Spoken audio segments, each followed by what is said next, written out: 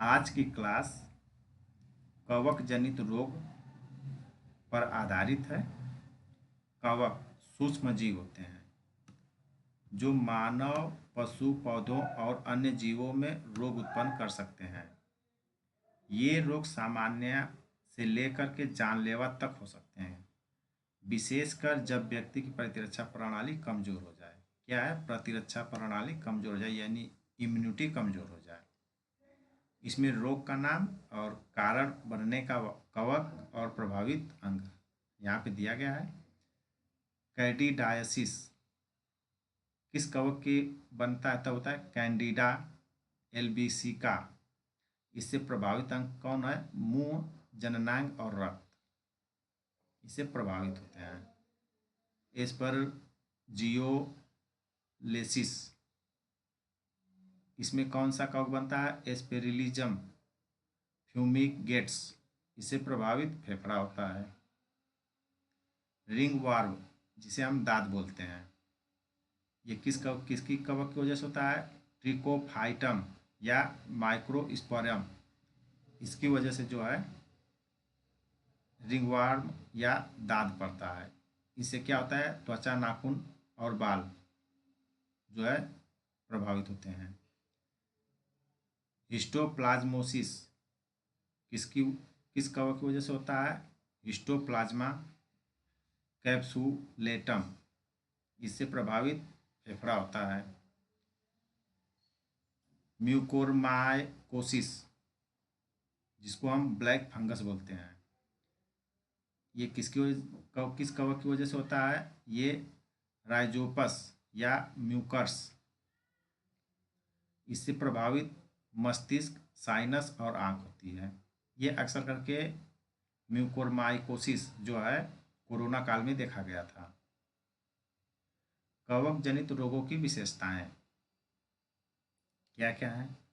ऑपर्चुनिस्टिक संक्रामक जैसे HIV और एड्स या कीमोथेरेपी के दौरान ये ज़्यादा खतरनाक हो सकते हैं। निदान में कठिनाई, बैक्टीरियल रोगों की तुलना में पहचान और उपचार कठिन होता है। प्रतिरोधक क्षमता क्या है इसका? कुल कवक एंटीफंगल दवाओं के प्रति रोधक बनते जा रहे हैं। ये प्रतिरोधक क्षमता होती है।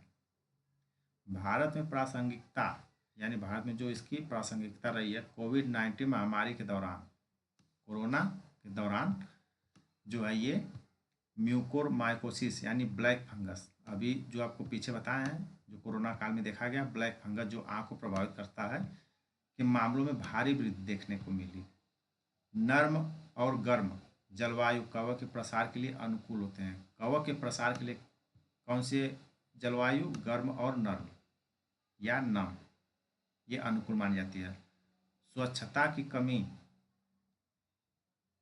डायबिटीज की उच्च दर और अत्यधिक स्टेरॉयड उपयोग भारत में कवक संक्रामक को बढ़ाते हैं। इनसे चुनौतियां क्या कर रही हैं? कम जागरूकता, यानी ग्रामीण क्षेत्रों में विशेष रूप से कम जागरूक रहे लोग। निदान की सुविधा का अभाव, इसमें प्राथमिक स्वास्थ्य केंद्रों पर जांच की सुविधा नहीं रही। दवाओं की उपलब्धता और महंगाई, सीमित विकल्प और महंगे एंटीफंगल दवाएं। इसके कुछ सरकारी पहल रहे हैं। ICMR ने जो है भारतीय आयुर्विज्ञान अनुसंधान संस्थान द्वारा जो है म्यूकर माइकोसिस पर दिशा निर्देश जारी किया और AIMS और अन्य चिकित्सा संसाधनों द्वारा प्रशिक्षण और जागरूकता अभियान चलाया गया। फार्मो कोविजेंस कार्यक्रम के अंतर्गत एंटीफंगल ड्रग्स पर निगरानी रखी गई। इसके समाधान और उपचार क्या क्या रहे? स्वास्थ्य कर्मियों का प्रशिक्षण और सुदृढ़ लैब नेटवर्क रहा। रोगियों को स्क्रीनिंग और उच्च जोखिम वाले समूहों की निगरानी रखना। स्वच्छता व पोषण को प्राथमिकता देना और अनुचित एंटीबायोटिक और स्टेरॉयड उपयोग पर नियंत्रण रखना। इन कवक जनित रोग का टोटल निष्कर्ष क्या रहा? कवक जनित रोग भारत की स्वास्थ्य व्यवस्था के लिए एक चुपचाप बढ़ता हुआ खतरा है। क्या है यह? चुपचाप बढ़ता हुआ खतरा है। इनका समाधान समन्वित नीति, तकनीकी सहयोग और जन जागरूकता से ही संभव है। इस तरह से आज की क्लास कवक जनित रोग समाप्त हुई।